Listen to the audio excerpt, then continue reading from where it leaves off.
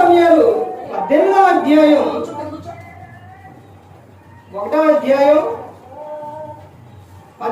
అధ్యాయం 8వ వచనం చూస్తే ఆ మాటలు సౌలునకు ఇంపుగా ఉన్నందున అతడు బహు కోపం తెచ్చుకుని వారు దావీదునకు 10,000 కొలదనియు నాకు 1,000 కొలదనియు పాడిరే రాజ్యము తప్ప మరి ఏ వ్యక్తులు తీసుకొనగలడు అనుకొనెను.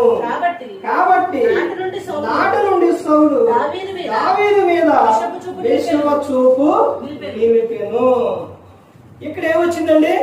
దేవునికి దూరం అయితే ఒక వ్యక్తిలో వచ్చే లక్షణం ఏంటంటే కోపంతో నిండి ఉంటారు. దేవునికి ఒక వ్యక్తి దూరం అయ్యిండు అని తెలిసే విషయం ఎలాగంటే ఆ వ్యక్తిలో ఏముంటుంది? కోపం అనేది ఉంటుంది. ఇప్పుడు దావీదు గారిని ఇక్కడ ఎవరు పొగిడారు చూడండి. ఆ పైన విషయాలు ఆ స్త్రీలు గాన ప్రతిగానాలు చేయొచ్చు వాయించు సౌలు 1,000 కొలదియు దావీదు 10,000 కొలది అని పొగిడారు. ఆ పొగిడినందుకు దావీదు గారి మీద ఏమొచ్చిందంటే ఆలోచన ఏమొచ్చిందంటే అతను ఏం చేసిండు?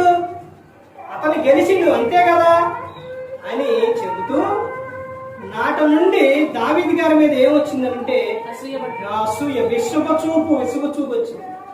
ఈ విసుగ చూపు అనగా ఈ విసుగ చూపు వచ్చినప్పుడు దీనికి ఉన్న అర్థం ఏంటంటే విసుగ చూపు అంటే చాలా మంది చూపు పడ్డది, ఇది అట్టయింది ఎట్టయింది అది ఇదని చెబుతుంటారు. పిల్లల విషయాల్లో పెద్దల విషయాల్లో ఇవన్నీ చెబుతుంటారు. కానీ అసలు విసుగ చూపు అంటే ఏమిటి? ఇక్కడ ఏం చెబుతాడు? విసుగ చూపు అంటే విసుగ చూపు వచ్చింది అని అంటే దావీదు గారి మీద సౌలు గారికి ఏమొచ్చింది? ఈయన చూపు వల్ల ఆయన ఏమైనా కోల్పోయిందా? ఈయన చూపు వల్ల ఏదైనా అయ్యిందని అంటే ఏ కీడు రాలేదు. కానీ ఇతని క్రియలు ఎలా వచ్చింది అంటే చెడు క్రియలు. అంటే విసుగ చూపు ఒక వ్యక్తి మీద వచ్చినప్పుడు ఏమొస్తుంది అంటే కోపం వస్తుంది, అసూయ వచ్చింది, సంపాదన, ద్వేషం ఇవన్నీ వస్తాయి. విసుగ చూపు అంటే చెడు చూపు, మంచిది కాదు. అంటే ఒక వ్యక్తిని చూసినప్పుడు ఆ వ్యక్తిలోకి వచ్చే లక్షణాలు కానీ ఏదో జరిగిద్ది, చూస్తే ఏదో ఉండిద్ది అది ఏమి కాదు. ఆ చూపు రావటం వలన ఆ వ్యక్తికే ప్రమాదం. ఏ వ్యక్తికి?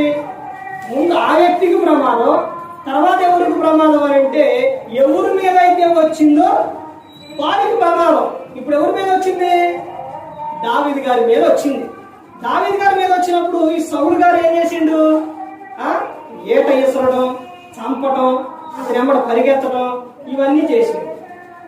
ఎందుకనంటే దావీదు గారి మీద విసుగు చూపు అనగా ఇతరులోకి ఏమొచ్చింది అంటే కోపం వచ్చింది. దేవునికి దూరం అయినప్పుడు ఒక వ్యక్తిలో వచ్చేది ఏమిటి అని అంటే కోపం. ఏమొస్తుందండి? ఎన్నో విషయం, 5వ విషయం ఏంటంటే కోపంతో నిండి. ప్రతి ఒక్కరు కూడా తెలుసుకోవాలి, ప్రతి ఒక్కరు గమనించుకోవాలి. ఎవరో కూడా నశించే నరకానికి వెళ్ళిపోకూడదని యేసుక్రీస్తు ప్రభువు ఈ లోకానికి వచ్చి మనందరి కోసం శిలువలో ఆయన ప్రాణాన్ని పెట్టారు. ప్రతి ఒక్కరు కూడా దేవుని యందు భయభక్తులు కలిగి పరిశుద్ధాత్మ మాట ఇంటూ హృదయ శుద్ధిని కాపాడుకుంటూ క్రీస్తులు పోలి నడుచుకున్నప్పుడు లోకం విడిచిన పరలోకానికి చేరుకుంటారు. మరి ఈ విధంగా నిలబెట్టి మాట్లాడించిన తండ్రి దేవునికి కృతజ్ఞతాస్తుతులు చెల్లిస్తూ ఇంతవరకు శ్రద్ధగా ఉన్న మీకు ప్రభు పేరున హృదయపూర్వకంగా చెల్లిస్తూ మాట ముగిస్తూ అందరికీ వందనాలు.